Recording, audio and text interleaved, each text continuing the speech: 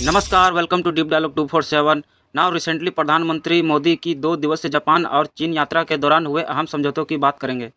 प्रधानमंत्री नरेंद्र मोदी सबसे पहले जापान पहुंचे। यहां उनका शानदार स्वागत किया गया।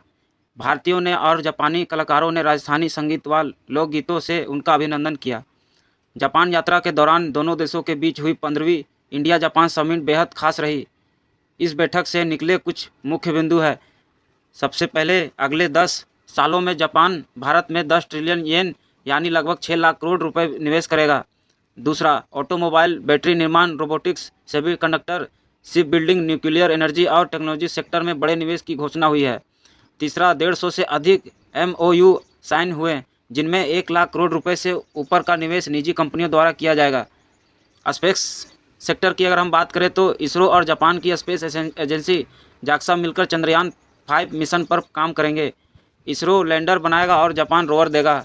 मिशन को जापान के H3 रॉकेट से लॉन्च किया जाएगा। लक्ष्य रहेगा कि चंद्रमा के दक्षिणी ध्रुवीय क्षेत्र का अध्ययन करना। प्रधानमंत्री ने जापान में E10 बुलेट ट्रेन का अनुभव भी लिया। यही तकनीक भारत की पहली बुलेट ट्रेन परियोजना में इस्तेमाल हो रही है, जो 2026 तक शुरू हो सकती है। भारतीय इंजीनियर और ऑपरेटर्स की ट्रेनिंग जापान में चल रही है। पीएम मोदी ने अपनी अखबार निकाय एशिया में आर्टिकल लिखा और कहा, भारत के पास स्किल है और स्केल है, जापान के पास स्पीड है। मिलकर हम दोनों देशों की डेमोक्रेटिक वैल्यूज़ और टेक्नोलॉजी को नई ऊंचाई देंगे। और जापान से लौटकर प्रधानमंत्री चीन पहुंचे, जहां एससीओ समिट आयोजित हुआ। यहां भी उनका गर्मजोशी से स्वागत किया गया। सबसे अहम रही प्रधानमंत्री मोदी और राष्ट्रपति शी जिनपिंग की मुलाकात। यह बैठक गलवान वैली विवाद के बाद पहली बार हुई है। दोनों देश ने सीमा मुद्दों और व्यापारिक मतभेदों पर आगे बढ़ने के लिए बातचीत को फिर से बहाल किया।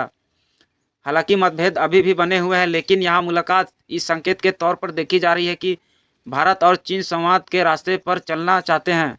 भारत ने चीन को 2026 में भारत आने की निमंत्रण दिया, जब ब्रिक्स समिट का आयोजन भारत में होना है।